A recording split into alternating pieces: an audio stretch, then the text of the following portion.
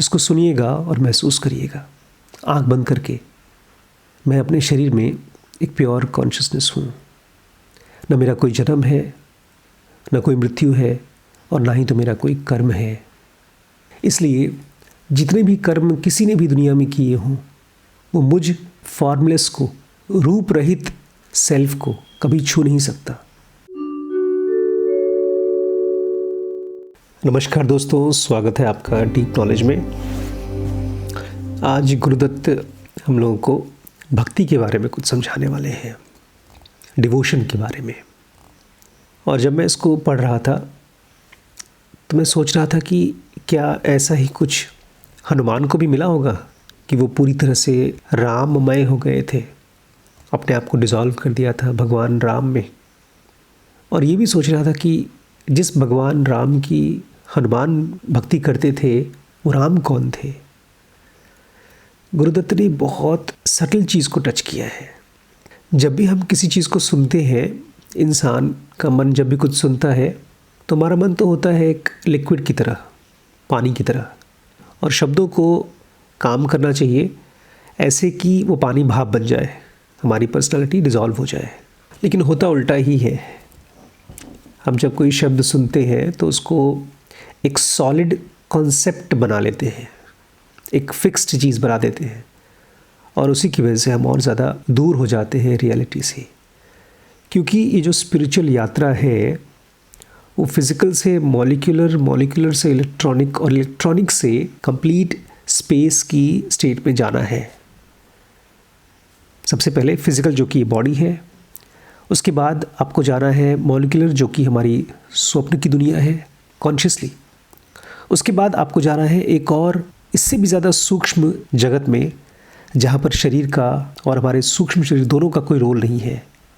और फिर last stage है जहाँ पर आप अपने आप को एक आत्मन की तरह, एक डिवाइन फ्रैगमेंट की तरह जानते हैं, लेकिन उसका कोई रूप नहीं होता। बट नॉर्मल इंसान की जो ज़िंदगी चलती है, स्पिरिचुअल लाइफ चलती है, उसमें ऐसा नहीं होता है। वो केवल एक कॉन्सेप्ट से दूसरे कॉन्सेप्ट पे घूमता रहता है, और उन्हीं में वो अपने आप को खो देता है। इस फिज़िकल वर्ल्ड में बार बार आता रहता है। तो आज गुरुदत्त हमको समझाने वाले हैं द ट्रू डिवोशन, सच्चा डिवोशन जो हमको सचमुच में मुक्ति दिला सकता है।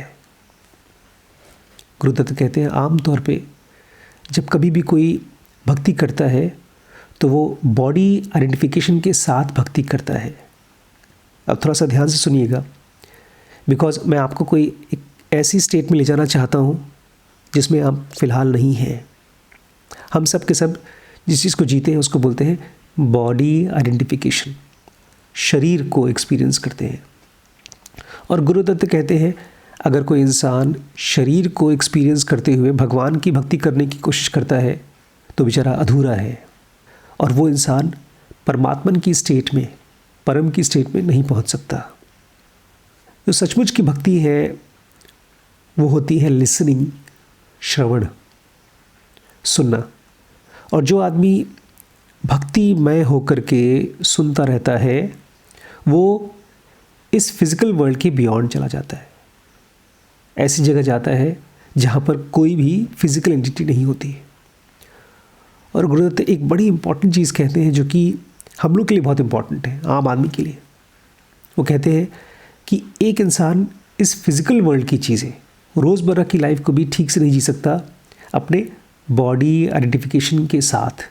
मतलब आप शरीर को अगर सेल्फ मानते हैं तो आप इस नौकरी चाकरी को, परिवार को पालने को वो भी ठीक से नहीं कर सकते, और आध्यात्मिक जगत की ग्रोथ तो भूल ही जाइए।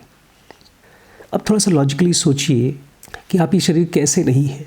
गुरुदत्त कहते हैं ये जो शरीर है वो मूव करता है प्राण की वजह से, और प्राण किस चीज़ के ऊपर डिपेंड करता है? भोजन के ऊपर। थोड़ा सा इसको ध्यान से समझिए। अब मैं कोई एक ऐसी बात बोलने वाला हूँ जो मैं चाहता हूँ आपको याद दिलाए कि आप क्या हैं। गुरुदत्त कहते हैं आप शरीर नहीं हैं, आप शरीर के भीतर हैं। इसलिए अगर आप केवल अपने आप को शरीर मानते रहेंगे तो आपका स्वास्थ्य, आपकी इच्छाएं और आपकी एक्सपेक्टेशंस ये सभी पूरी नहीं कर पाएंगे। इस दुनिया में जो भी लोग अपनी लाइफ में कुछ कर नहीं पाते, एक फ्रस्ट्रेटेड करियर, एक दुखी फैमिली या एक अधूरापन महसूस करते हैं अपनी लाइफ में, वो इसलिए क्योंकि वो अपने आप को केवल और केवल शरीर की तरह ही देखते हैं। इवन फिजिकल वर्ल्ड की लग्जरीज को एक्सपीरियंस करने के लिए भी, सक्सेस को एक्सपीरियंस करने के लिए भी आपको इस बॉडी कॉन्शियसनेस के बियॉन्ड जाना होगा।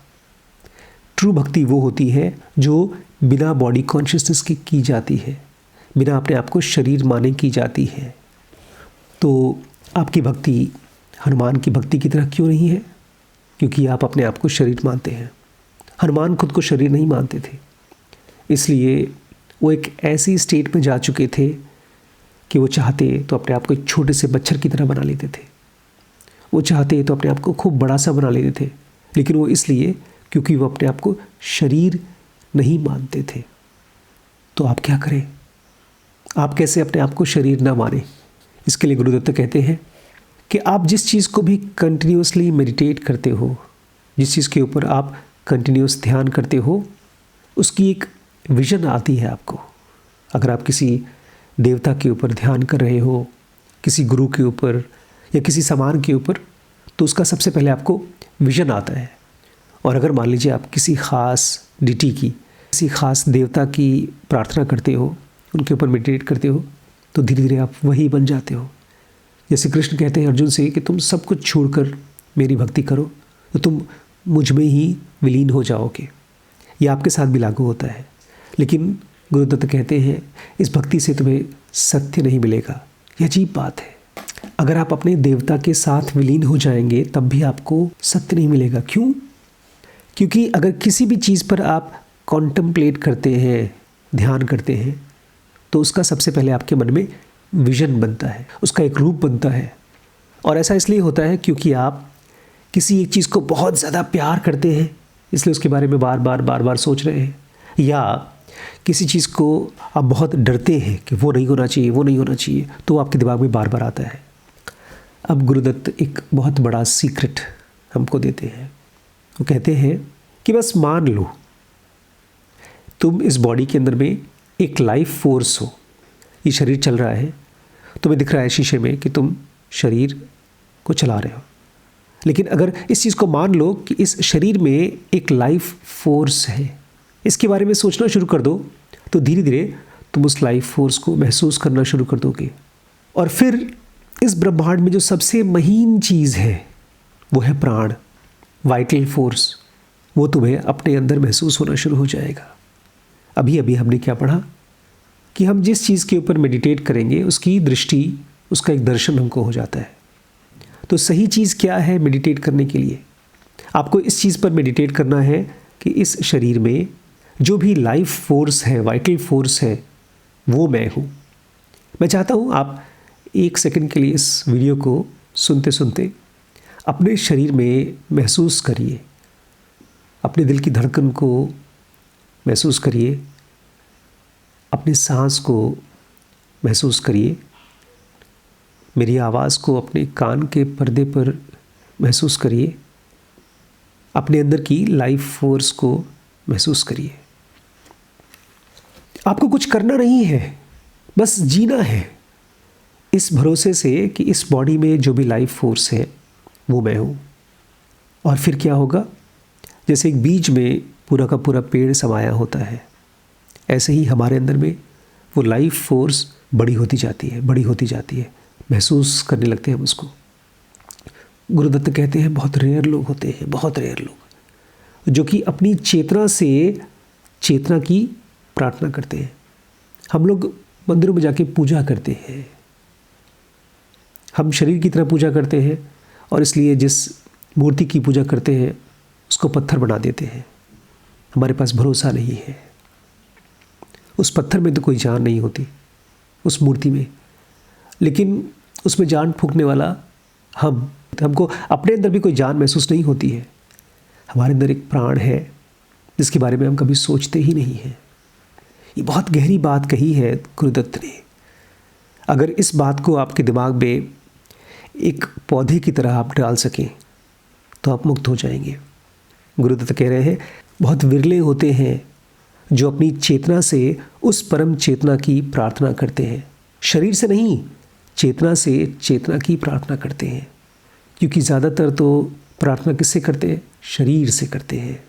और गुरुदत्त कहते हैं अगर आप केवल शरीर बन के प्रार्थना करोगे तो आप इन 5 महाभूतों के बियॉन्ड नहीं जा सकते। आप यही 5 एलिमेंट इस धरती के, बस यही रह जाओगे और कुछ नहीं होगा आपका। जो मुक्ति होती है ना, वो लाइफ फोर्स की वजह से होती है। और आपके शरीर में सबसे बड़ा गुरु है, वो कोई रूप नहीं है, वो आपकी अपनी चेतना है। वो हल्की सी छोटी सी चेतना, और वही चेतना जानती है घर का रास्ता। अगर आप मेरी बात केवल सुनते रहेंगे और इसका प्रैक्टिकल करने की कोशिश नहीं करेंगे तो आप कहीं पहुंच नहीं पाएंगे। अपने अंदर में उस लाइफ फोर्स को महसूस करिए। ये मत पूछिए कैसे, अभी करिए। आंख बंद करिए और अपनी सांस की मूवमेंट को महसूस करिए। बुद्ध सालों साल तक ये करते रहे। वो अपने अंदर में अपनी चेतना को जी रहे थे। पता है सबसे बड़ी मिस्टेक हम क्या करते हैं? जब हम आत्मा के बारे में बात करते हैं कि आत्मा कहाँ है, कैसे मिलती है, कैसे जन्म लेती है, तो उसमें सबसे बड़ी मिस्टेक पता है क्या होती है? हमारे शरीर में जो मन होता है, जो प्राण है, जो बुद्धि है और जो इंट्यूशन है, ये ज्ञान, ये सब के सब अरूप होते हैं। इनका कोई फॉर्म नहीं होता, ये सब फॉर्मलेस होते हैं। जब एक तरफ ये सारी की सारी चीज़ें अरूप होती हैं, इनका कोई रूप नहीं होता, तो इनके पीछे बैठा हुआ आत्मन, क्या उसका कोई रूप हो सकता है? इसको थोड़ा ध्यान से सुनिए दोस्तों।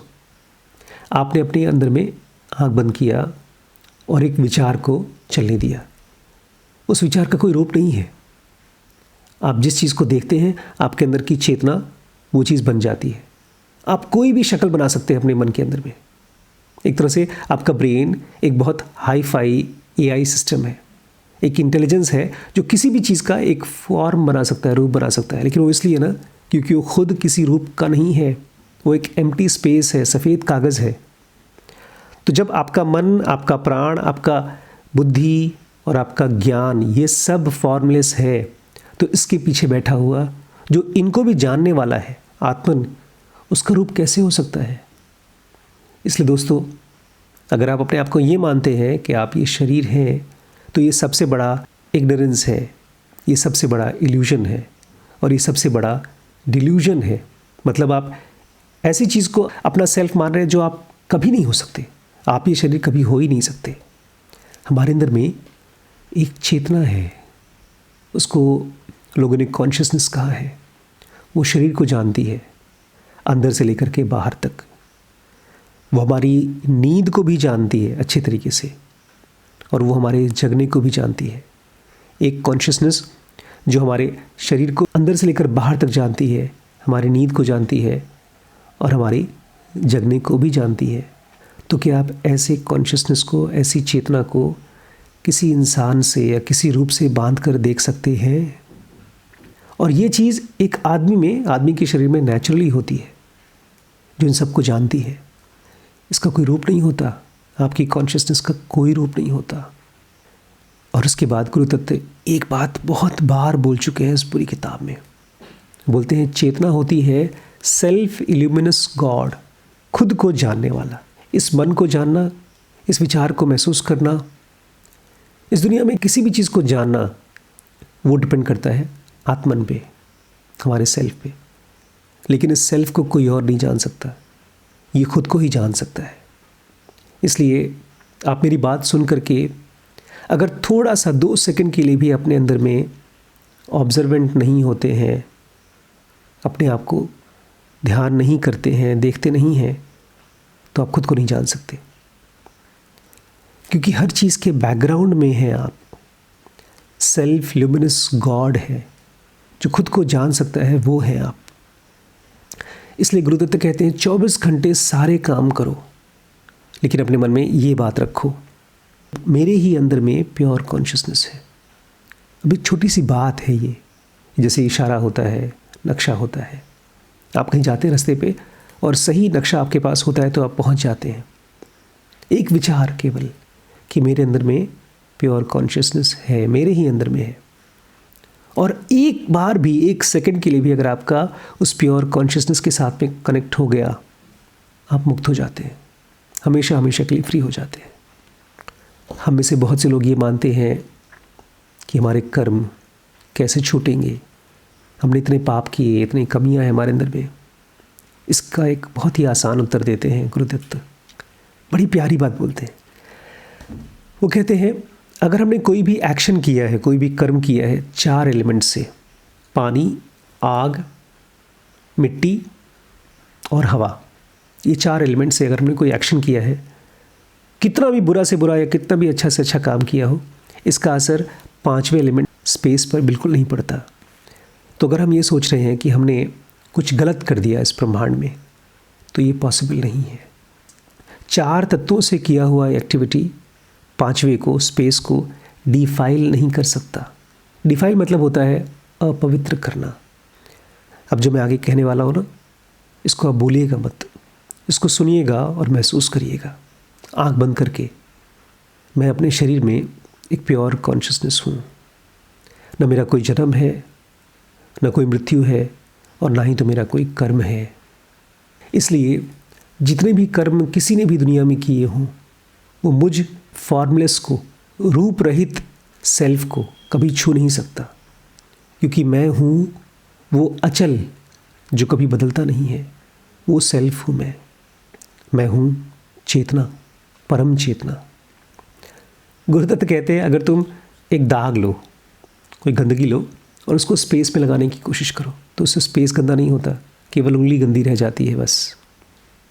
इसलिए इस चीज़ को जानते रहिए कि आपका कोई भी कर्म आपके अंदर के कॉन्शियसनेस को टच भी नहीं कर पा रहा है, लेकिन आपके अंदर के कॉन्शियसनेस को धीरे धीरे गुरुदत्त हम लोगों को फिजिकल से नॉन फिजिकल की तरफ ले जा रहे हैं।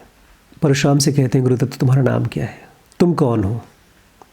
परशुराम कहते हैं मैं परशुराम हूँ। बोलते हैं ना, ये तो तुम्हारा नाम है।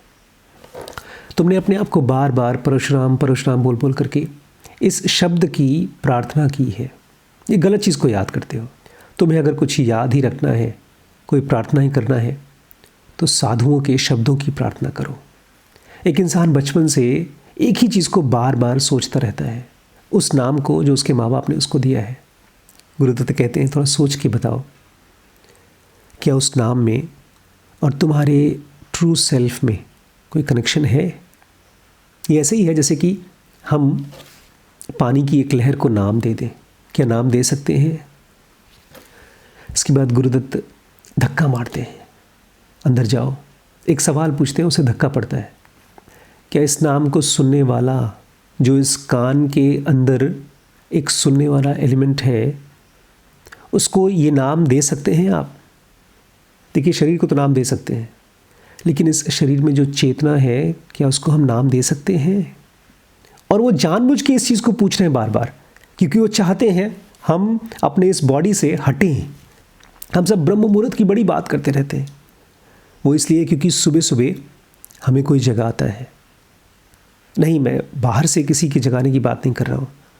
हमारी बॉडी सोती रहती है और फिर अचानक से नींद खुलती है। वो नींद खोलने वाला एलिमेंट ब्रह्म, वो कौन है? और ठीक वही एलिमेंट है हमारे अंदर में, जिसको हम गुरु कहते हैं, जो हमको इस शरीर की तंद्रा से जगाता है। एक तो नींद से जगाता है, वो हमारी चेतना है, और उसी का एक और बड़ा रूप है गुरु, जो हमको इस बॉडी कॉन्शियसनेस से आज़ाद करता है, इससे जगाता है। अब एक ऐसी बात कहेंगे गुरुदत्त जो हमारे लिए मुश्किल होगी हमारे विचारों को एक्सेप्ट करने के लिए। वो कहते हैं अगर तुम कभी जगे नहीं होते, तुम्हें याद भी नहीं आता कि तुम किस शरीर को पहनने वाले हो। इसलिए अगर आप अपने आप को जगने के बाद कहते हैं मैं आदमी हूँ या औरत हूँ, तो आप अपने आप को इस शरीर से बांध रहे हैं, इस बॉडी कॉन्शियसनेस के साथ ज़बरदस्ती जोड़ रहे हैं। और फिर लास्ट में कहते हैं इस शरीर को जानने वाला नोवर, वो केवल चुप रहता है, हमेशा शांत रहता है, और वो है हमारी चेतना, हमारी कॉन्शियसनेस। बार बार कहते हैं knower of this body, knower of this mind, knower of the thought. हर चीज़ का नोवर, वो स्पेस की बात कर रहे हैं, अंदर की स्पेस की बात। उसी को चेतना कहा गया है। और वो इस स्पेस से थोड़ी अलग है, फिज़िकल वर्ल्ड की स्पेस से अलग है, क्योंकि फिज़िकल वर्ल्ड तो टाइम से बनी हुई है, लेकिन हमारे अंदर की चेतना टाइम क्रिएट करती है। ये एक बहुत बड़ा लेकिन बहुत इम्पॉर्टेंट डिफरेंस है अंदर के कॉन्शियसनेस में और फिज़िकल वर्ल्ड के स्पेस में। हालांकि बहुत सी चीज़ें मैच करती हैं। स्पेस का भी कोई आदि नहीं है, कोई अंत नहीं है, उसका कोई रूप नहीं है। हमारे कॉन्शियसनेस का भी कोई रूप नहीं है, कोई शुरुआत नहीं है, कोई मौत नहीं है। स्पेस को आप कोई नाम नहीं दे सकते, कोई गंदगी नहीं दे सकते। हमारी कॉन्शियसनेस को भी आप कोई गंदगी नहीं दे सकते, लेकिन उसको जानना पड़ेगा, उसको जीना पड़ेगा। और लास्ट में एक बहुत बहुत कमाल की चीज़ कही यार, मज़ा आ गया मुझे। मैं मानता हूँ कि मेरा ये जन्म ही धन्य हो गया इस एक बात को सुन करके। वैसे तो मैं बहुत से प्रसाद लिए हैं गुरुदत्त से, लेकिन इस एक बात से मेरा पूरा लाइफ हमेशा हमेशा के लिए फ्री हो गया। गुरुदत्त कहते हैं जब ज्ञान की अग्नि जलती है तो उससे मिलता है ब्लिस, आनंद। और एक नई बात दिखाते हैं। गुरुदत्त कहते हैं कभी भी आग खुद को नहीं जलाता, वो जलाता है लकड़ियाँ। आग खुद को नहीं जलाता, वो लकड़ियों को जलाता है। ठीक ऐसे ही आत्मन कभी भी स्वयं न आता है न जाता है। इसीलिए अगर आप अपने गुरु के शब्दों को सुने और समझें तो आपका माइंड जो इस समय बचकाना है वो अपनी हरकतें बंद कर देगा। बस इस कंडीशन एक ही है कि आप इस ज्ञान की ज्योति को ज्वाला बनाएं। मन के हर एक एक्टिविटी को देखें और उसके पीछे जाएं। ट्रू भक्ति ये नहीं है कि आप किसी से मांगो या कुछ कहो, ये भक्ति नहीं है। किसी भी तरह की कोई मंत्र जप को ट्रू भक्ति नहीं कहते हैं गुरुदत्त। वो कहते हैं ट्रू भक्ति वो है जहाँ पर आप शरीर के बियॉन्ड चले जाते हो, अपनी चेतना से उस परम चेतना की प्रार्थना करते हो। ये सारे रिचुअल्स, सारे कॉन्सेप्ट जो भी निकले हैं, चाहे अगरबत्ती जलाना, चाहे घंटी बजाना, चाहे भगवान को पुकारना, चाहे उनकी आरती करना, ये सब एक हिंट थे, एक इशारा था कि आप अपने बॉडी के अंदर में एक है कॉन्शियसनेस जो हर चीज़ को महसूस करती है। आप उसके पास जाएं और उसको उस परम चेतना के साथ मर्ज होने दें। इसी को स्मृति कहा गया है, स्मरण कहा गया है कि आप बार बार अपने शरीर में किसी और चीज़ से ज़्यादा याद करें अपनी कॉन्शियसनेस को। आपकी मेमोरी हमेशा आपकी चेतना की तरफ डायरेक्टेड होनी चाहिए।